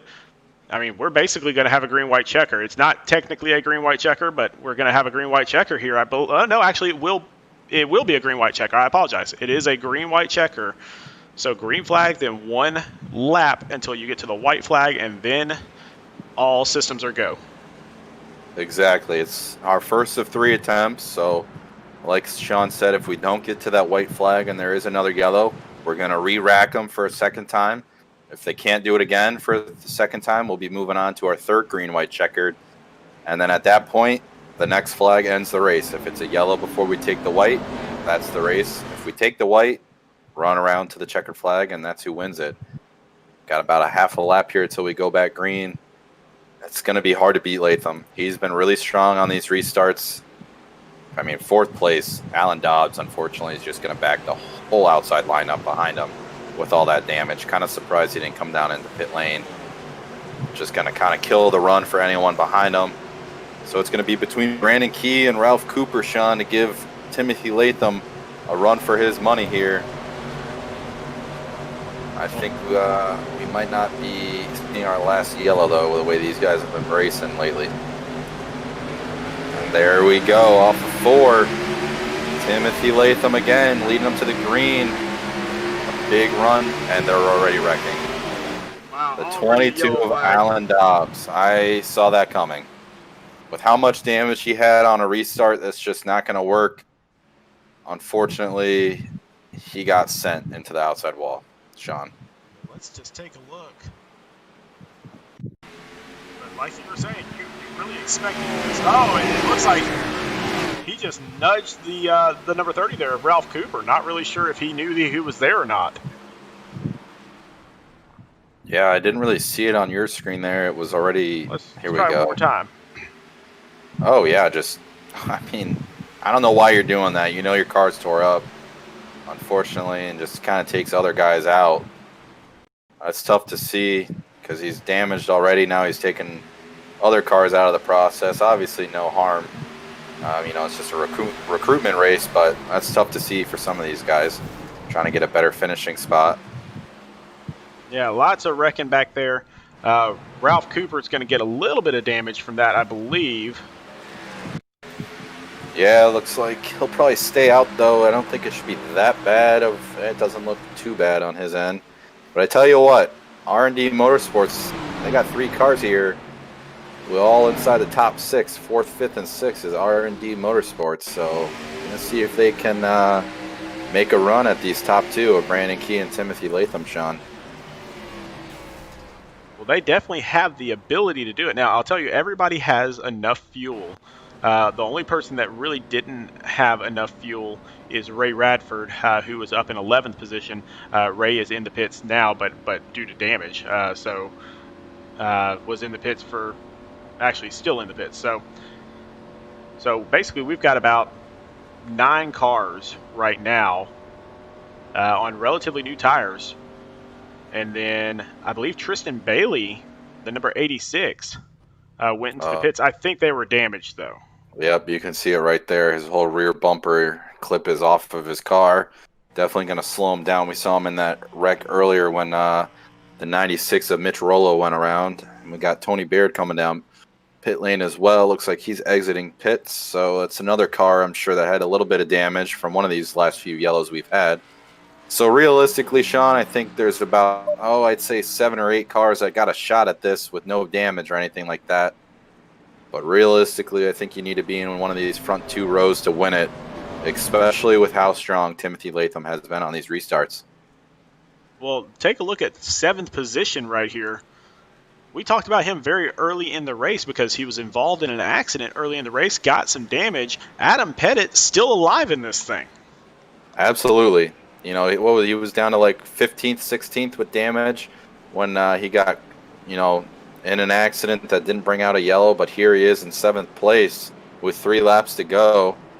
He's going to try for everything he's got to get a better spot than that, I'm sure. His car looks pretty clean outside of that damage he got earlier in the race. And I'm sure they're not done wrecking yet either. Oh, definitely. I mean, when you get this far into it, you've got 7 or 8 guys up there that have the possibility to win it. They're not done. Absolutely.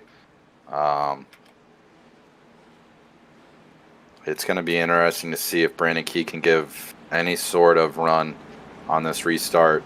I think what you got to do is you got to be tucked up right next to Latham's right side door and just time it as good as possible to be as even with him as you can into turn one to have any sort of shot. Well, take a look at this. So on the last green flag, on the last restart, take a look at the restart here, and you'll see. I mean, I'm going to back it up just a little bit. This is kind of some strategy from Timothy Latham. Look who's in front right now. Right now, Brandon Key is ahead of him. And so Brandon Key has to back off, and that allows Timothy Latham to just get a huge run.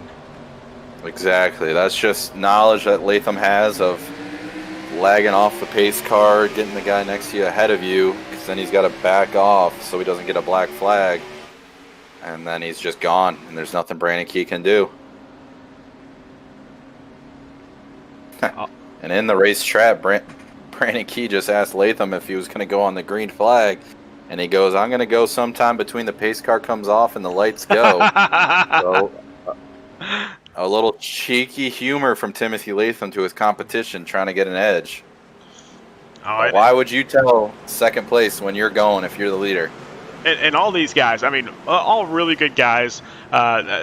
Most of them would just go out of their way to help you out, and really off the track, they're all, I think pretty much everybody's pretty cool with everybody else. And so we have a lot of fun with it. So when it comes to something this serious and you can joke around like that, that just shows a good league.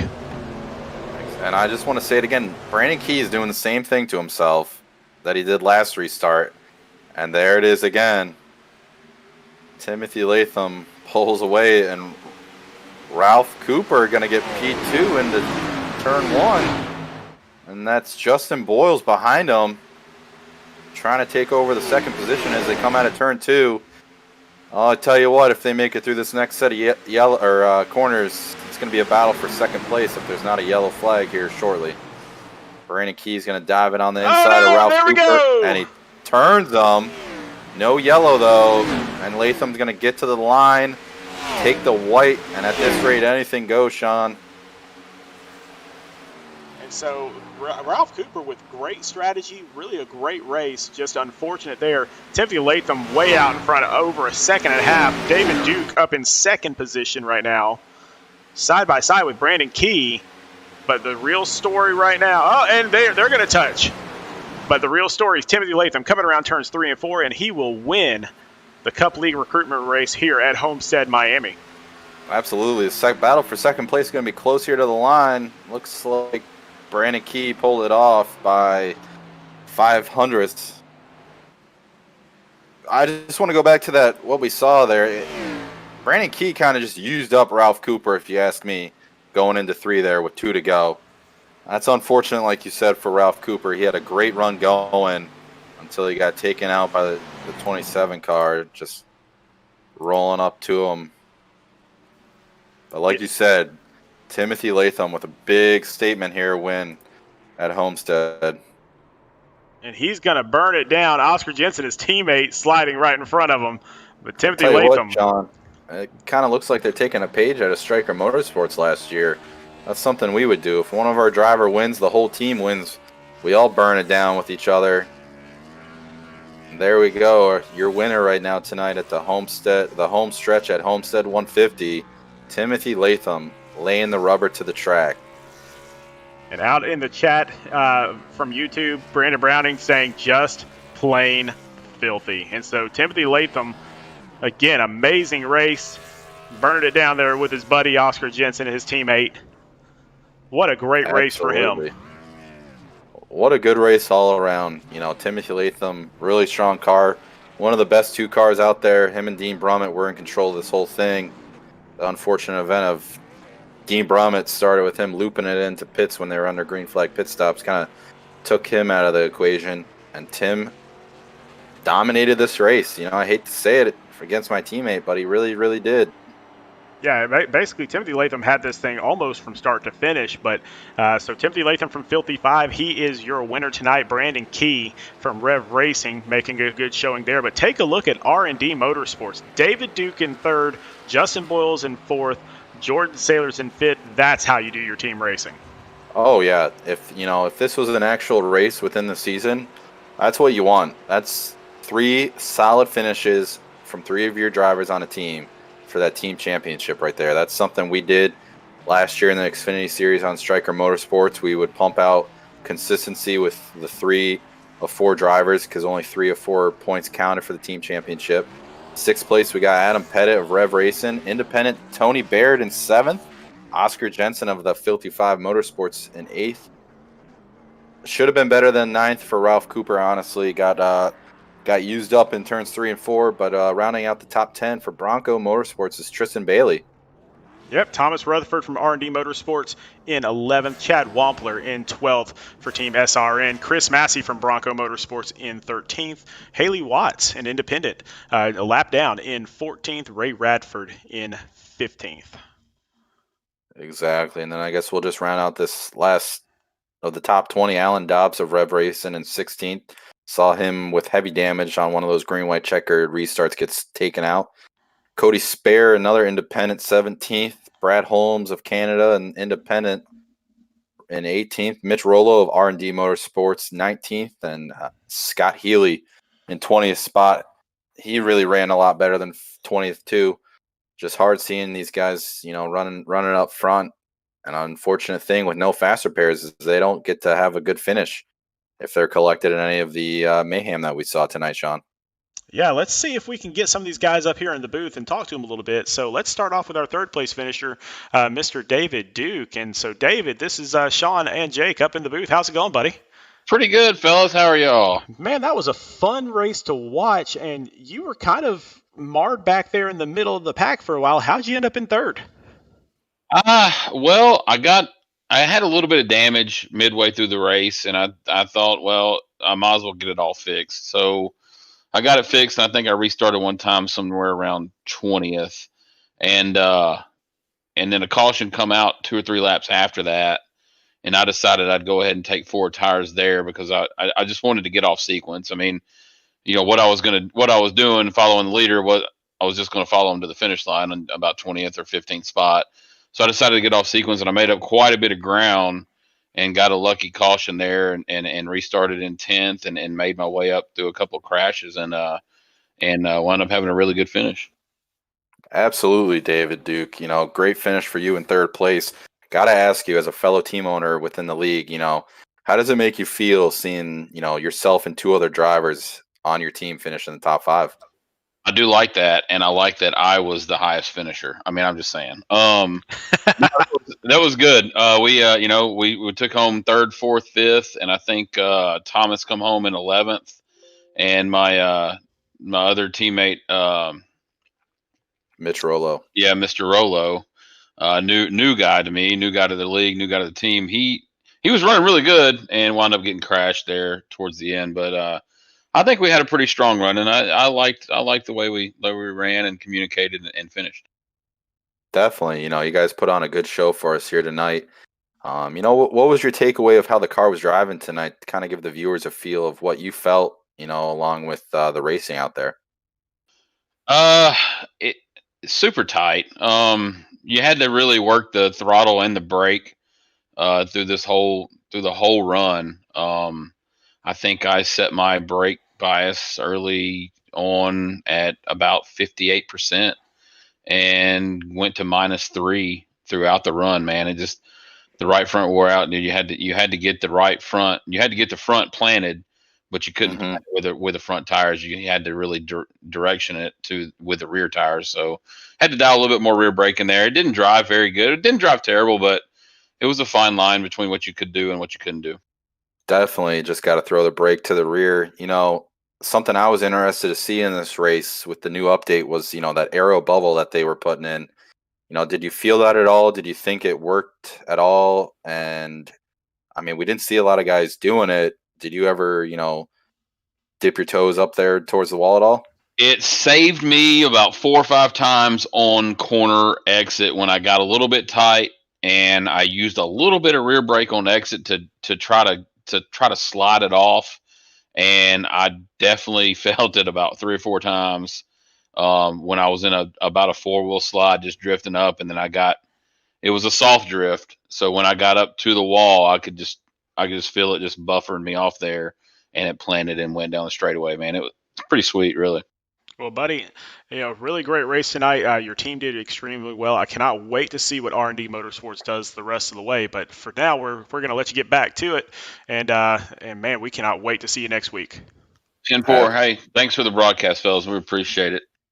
Yes, sir. Absolutely. Great run tonight, David, to you and the rest of your team. Right. Thanks. All right. Well, let's see if we can't get Brandon Key in here from Rev Racing. Kind of tell us what his strategy was this entire race, because Rev Racing, they practice this stuff so much, and it's really good to see that team commitment out there. Hey, Brandon, this is Sean and Jake up in the booth. How's it going, man? What's going on, fellas? Buddy, it is all good here. A great showing for yourself and for a few of your teammates as well. What do you see going forward in this season after what you learned tonight? I don't know, man. It's going to be a great season. We got a lot of talented guys in here. I can't get over second place, man. I just can't win a race. But we had a deal with the 30 car there late in the race. But I'm just kind of want to race people the way they race me and my teammates this year. And if they're going to run us dirty, then I know I kind of got into him and kind of took him out there. But he's been racing us dirty the whole race, and that was kind of unfortunate. But it was a good race overall, and that 5 car was on a string there. Absolutely. Couldn't say it any better. Timothy Latham was on rails. Kind of want to ask you what happened there with that 30 car. We saw that, you're going into turn 3, coming to the white. I totally agree with you. When I'm out on the track, I ask guys how they race me. We've raced together, Brandon. It's just, hey, if you want to run me hard, I'm going to run you hard back. Don't expect anything else. But, was it that, or were you really just digging deep into 3 to kind of get by him to try to make a run at Tim? No, yeah, man, you've had some great battles, Jake, but we keep it clean. When we were going into that last pit stop, he brake checked the top 5 going into the pit road and kind of gave us some damage. And then on that initial restart, he door banged me, and so turn 3 I just didn't lift. So if it wrecked him, it wrecked him. But that's just this. I'm not that type of driver, like you said. I like to race clean, but I like to keep it competitive. I don't like wrecking people, but just kind of trying to prove a point. I'm not just going to get run over by somebody. Absolutely, totally get that, Brandon. Did you ever find yourself experimenting up by the wall? That's obviously something iRacing just implemented shortly here a couple days ago. Not a lot of guys were up there, but I know you're gonna try and find whatever the fastest lane there is. Did you find yourself up there at all? Yeah, Jake, it actually worked kind of good, man. When the tires kind of wore out a little bit, I think it may be a tad bit slower, but you get a hell of a run off the corner, so it's definitely something we can start working on for sure. Exactly, and I'm sure the more and more time iRacing has with it, they're only going to make it better and make it work, how it really should. Obviously, just being put into the sim, it's going to take a little while, I'm sure, to get kind of ironed out, so to speak. That's right. That's exactly right. All right, buddy. Well, man, we appreciate you being here tonight. We love your team, Rev Racing. I cannot wait to see how competitive they are this season, because I know you guys have great leadership there, a good team structure. But for now, we're going to let you get back to it. But congratulations on a good second place finish tonight. I appreciate it, guys, and thank y'all for always the good broadcast. No problem, Absolutely. Buddy. Just want to say one last thing. Honestly, out of Rev Racing, I think I like your paint scheme the best. I believe that red and black is it looks flat, at least when we're watching it here, and it looks good. Yeah, it's a matte finish, but I change paint schemes every week, so we'll see what happens. True. Last season you were changing paint schemes and numbers, so you never know. People at home, Brandon Key could be new paint scheme, new number. Just depends on the week. All right, buddy. Well, have a great night, all right? All right, you two guys. Take care. All right. Thanks. All right, well, let's see if we can get our winner in here. So, Timothy Latham, he said in the chat just a few seconds ago that he's kind of nervous to be interviewed because this is his first time Uh-oh. being interviewed ever. So, hey, Timothy Latham, Sean and Jake up here in the booth. How's it going, man? I'm pretty good, man. How's you guys? Man, Doing well, Tim. Doing well. for your first win ever, you look like you've done this a few times. Yeah, that's crazy. Yeah, the fixed setups are a lot different than racing open all the time. But there's a good group of guys in here. I hated that Brummett got taken out so early there. When he spun going to the pits. I Trust felt like me. me and him would have had a good race there at the end. But yeah, the car is really tight. This fixed setup is really, really tight. You got to manage your tires really well, and we did a good job of doing that. I know there's a few runs where we're going back and forth on lap times with Dean, and there's a few other guys up there, but I managed to pull it off. Definitely. I got to ask, we ran that hosted race the other night in the trucks at Kentucky, and you said then that following me, the dirty air kind of just tightened up your truck then. Did you feel the same thing when, Dean Brummett or yourself got up front on a restart and, whether it was you behind him or him behind you, did you kind of feel the same effect with the cars, the Cup cars here at Homestead? Yeah, absolutely. When we had that first start of the race and he was way ahead of me. I wasn't driving too hard, but I wasn't driving slow enough for him to get a huge lead on me like that. I was trying to keep up with him, but yeah, that draft, man, it really kills you. We had joined the same Discord there for a little bit, and he was telling me the same thing when I got in front of him and he was behind me, that he just got really tight. And I think it really matters on these restarts. You got to get out front, especially on a long green flag run. Absolutely. I totally agree. You're behind another guy, Sean, it's like driving a snowplow. It really is. That's how it is with these cars. So like Tim said, fresh air is king.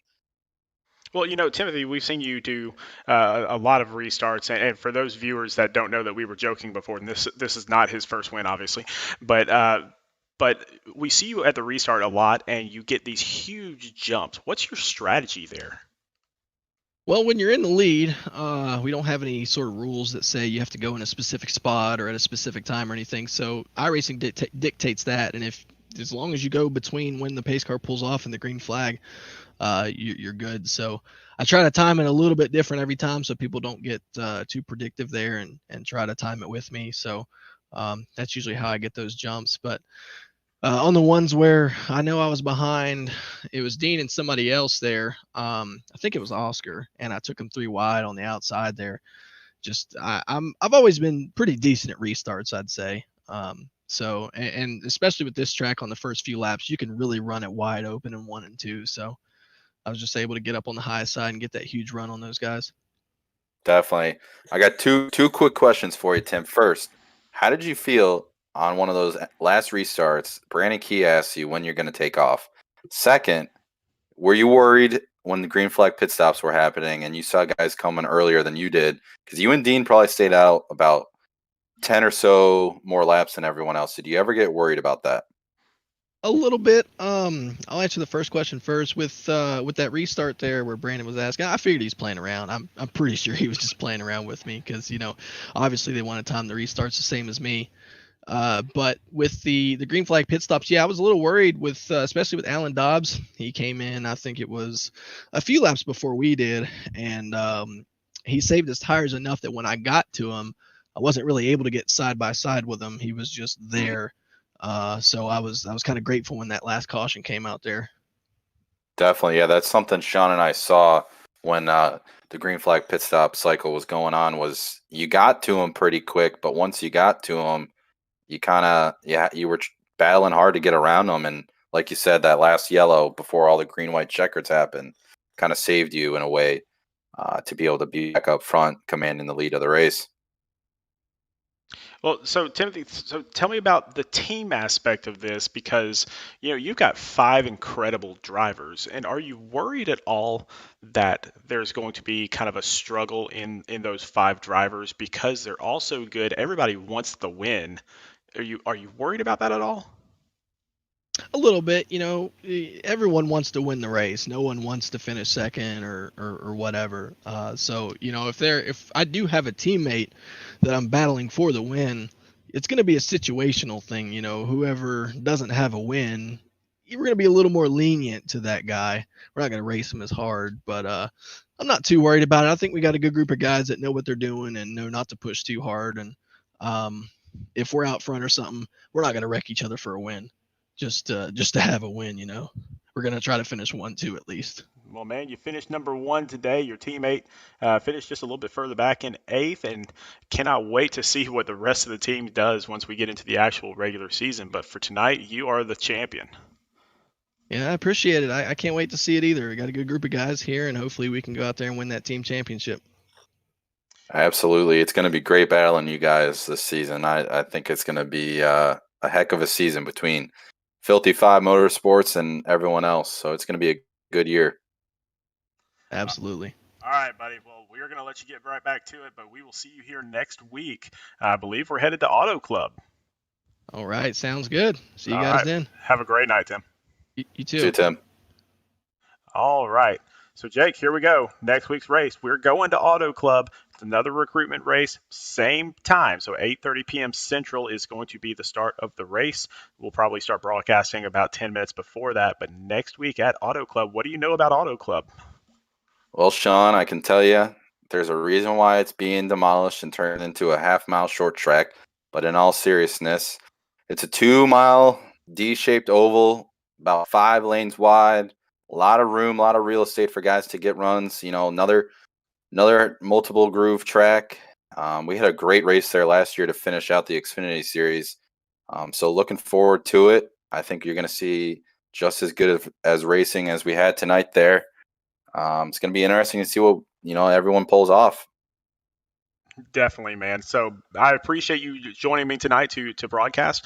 Fantastic job with everything tonight. A lot of knowledge there, and so I can't wait to see you race as well because putting that knowledge to the test out there on the track itself. Absolutely, Sean. It's glad to be up here for the first time. It was awesome. Glad you could have me up here. Looking forward to doing it again with you, Sean. Sounds good, buddy. Well, for tonight, we are going to let everybody go. Everyone have a fantastic evening. We'll see everyone here next week, Sunday, December 20th at 8:30 for the recruitment race at Auto Club Speedway. Good night, everybody. Didn't know how to